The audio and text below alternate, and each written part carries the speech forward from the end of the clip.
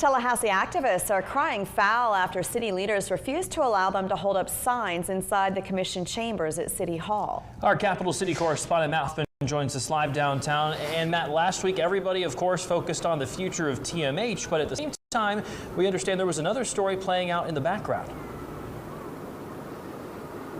Yeah, that's exactly right, Jacob. Activists, residents, citizens, they wanted to hold up signs at the city commission meeting, including some pretty pointed signs like shame and then the name of a particular commissioner. Thing is, city leadership say they don't allow any signs of any kind at all at those meetings.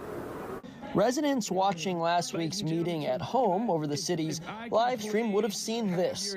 A dust-up starts off-screen when a security guard tells someone they can't hold up a sign. Things escalate from there. I'm going to have to adjourn the meeting if I cannot get control of this meeting, please. We are adjourned. The commission did not reconvene, and Delatri Hollinger says some people still wanted to exercise their constitutional right to address the government.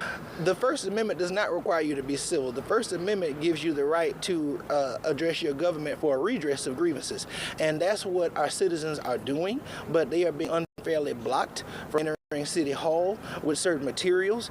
Under the city structure, it's actually Tallahassee Fire Chief Gene Sanders who's in charge of securing the building. He said the rule prohibiting signs dates back years, and it is enforced evenly regardless of group. Oftentimes, we catch people who are bringing signs in, and we explain to them that there's a rule on not having signs inside of the chamber, and oftentimes citizens who are unaware, they will leave their signs at the guard desk and comply. During a break last week, police officers were seen posting up between the commissioners and the gallery, actively guarding them, an unusual sight at City Hall. But Hollinger says they were in no danger from any of those activist groups. Danger. No, these people don't pose any danger. They're simply trying to have their voices heard. And roadblocks are being put up to prevent them from doing so.